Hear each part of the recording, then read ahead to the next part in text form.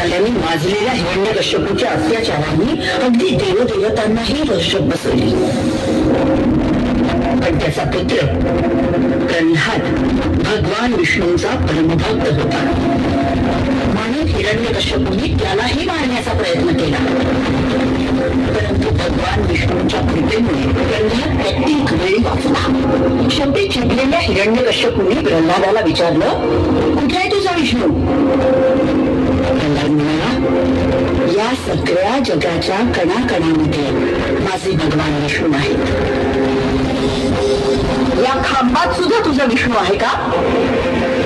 हो, या खांबात सुद्धा माझे भगवान विष्णू विराजमान आहेत. हे ऐकून संतापलेल्या हिरण्यकश्यपूने धाडकन खांबावर लाथ मारली. पण काय, तो खांब दुभंगून निम्न शरीर माणसाचं आणि निम्न शरीर सिंहाचं असं उग्र रूप घेतले व नरसिंह प्रगट झाले. ती वेळ संध्याकाळची होती. दिवसही नाही आणि रात्रही नाही. त्यांनी हिरण्यकश्यपूला मांडीवर घेतलं. म्हणजे अवकाशातही नाही आणि धरणीवरही नाही. त्याला घेऊन ते राजवाड्याच्या उंबऱ्यावर जाऊन बसले. म्हणजे घरातही नाही आणि बाहेरही नाही. आणि आपल्या तीक्ष्ण नखांनी, म्हणजे कुठल्या अस्त्रानेही नाही आणि शस्त्रानेही नाही, ब्रह्मदेवाच्या सर्व अटी पाळून भगवान नरसिंहाने हिरण्यकश्यपूचं पोट फाडून त्याचा वध केला आणि साऱ्या जगताची त्याच्या अत्याचारापासून सुटका केली. आम्ही पण हिरण्यकश्यपूचं पोट फाडणार. भले शाबास. पण त्यासाठी मला सहस्त्र हातांचा नरसिंह बनावं लागेल. कारण या पुण्यभूमीवर सध्या हजारो हिरण्यकश्यपू धुडगूस करतायत. आम्ही पण नरसिंह मग त्यासाठी तलवारबाजी शिकावी लागेल. घोड्यावर बसावे लागेल. सवंगडी गोळा करावे लागतील.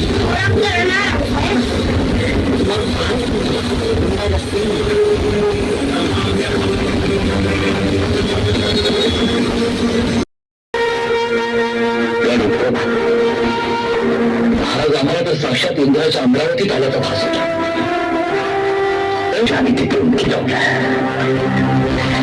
महाराज तुमच्या मावळ्यांच्या पराक्रमाला शोधून अशी राजधानी बांधायची मनात होती मला.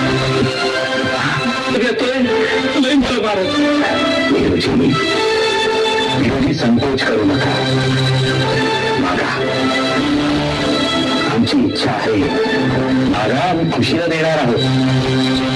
महाराज देणार आहोत असाल तरी एक गोष्ट मागितली तर द्याल. बघा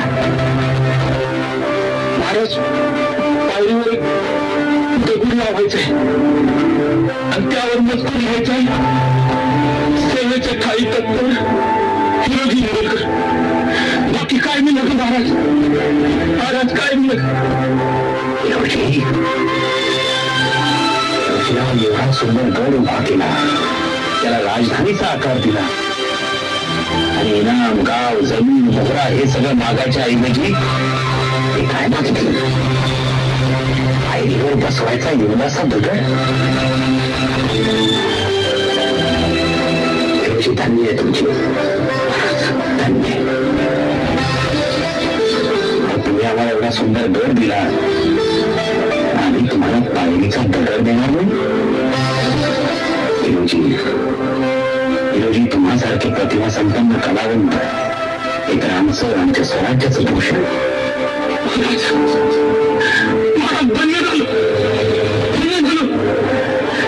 कष्टाचं सारखं झालं.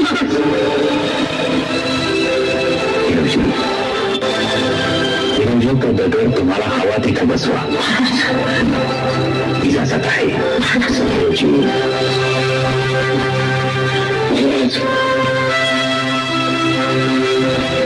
स्वराज्याची राजधानी असलेल्या रायगडाच्या निर्मितीसाठी इंदुरकरांनी स्वतःच्या रक्ताचं पाणी करून कुटुंबाचा विचार न करता, घराचा विचार न करता स्वराज्यासाठी रायगड सारख्या कित्येक सोन्याच्या द्वारका उभारल्या, पण या एका काळच्या ऐश्वर्य संपन्न हिंदू पदपातशाहीच्या राजधानीला आजची पिढी फक्त एक पिकनिक स्पॉट समजते आणि आपलं प्रेम व्यक्त करायला याच किल्ल्यावरती येते.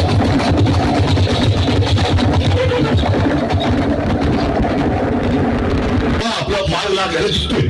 मलकापूरच्या वाटेनं घोड्याच्या तापाचा आवाज यायला असा. महाराज, मी आणि हे बांधलवीर या ठिकाणी थांबतो. आपण विशाळगडात पोहोचेपर्यंत एक बी गनिमा खिंड चढू देत नाही बाजी. शत्रू जोरावर आहे. आता आपण सगळे मिळून सामना करू. नाही महाराज, तुम्ही जावा. महाराज, लाख मेले तरी चालतील, पण लाखांचा पोशिंदा जगला पाहिजे राजे. तुम्ही जावा राजे, तुम्ही जावा. महाराज, गडावरती पोहोचल्यावरती भांडी मारा. त्यांचा आवाज येईपर्यंत आम्ही एकाही गनिमाला या खिंडीतून पुढे जाऊ देणार नाही. ठीक आहे बाजी, आम्ही गडावर पोहोचल्याबरोबर तुफानचा इशारा करतो आणि शिवाय ताज्या दमाची फौज.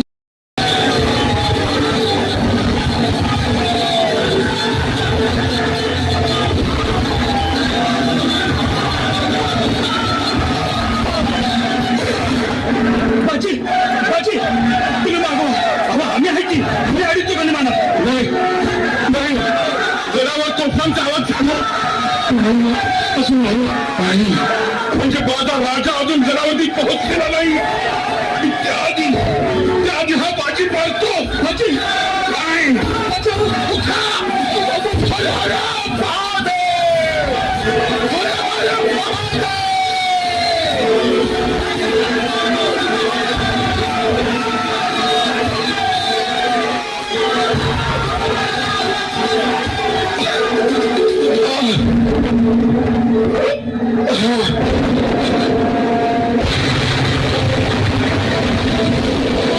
राजे, गडावरती तुम्ही सुखरूप पोहोचलात राजे. आपली फत्ते झाली. राजे, राजे मुद्रा, राजे, राजे मुद्रा.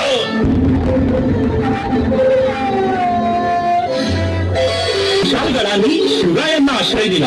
आजची ही तरुण पिढी असल्या पुण्यक्षेत्रावर जाऊन मद्यपान, मांसाहारी आणि तंबाखूचे सेवन करून छत्रपती शिवाजी महाराजांच्या इतिहासाला साक्ष देणाऱ्या गड किल्ल्यांना गालबोट लावित आहे.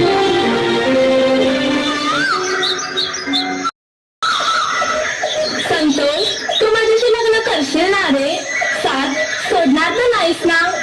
अगं नाही ग, तू कशाला असा विचार करतेस? अरे लैला मजनू, काय चाललंय इथं? तू कोण? अरे यासाठी बांधलाय वर यो गड महाराजांनी. सॉरी भाऊ. आणि हे रे काय काय लिहिलंय रे इथं? भाऊ, आम्हाला नाही माहिती सगळं. ही लैला आणि हे मजनू. अगं ये लैला, आई बापांनी हे चाळे करायला कॉलेजात घातले वय. हे मजनू, पूस ते आधी. हा हा, पुसतो पुसतो. काय लिहिलंय ते? चल चल पूस आधी. पुसतो. चला बघा आता, तुला दिसायचं नाही आहे गडावर. चल संतोष, चल जाऊ. चल निघूया.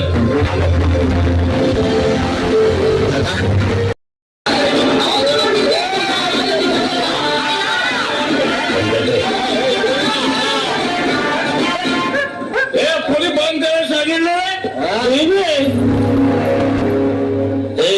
काय रे, काय करता इकडे? काय कर तू कोण विचारणारा? तुला सांगतो अजरामर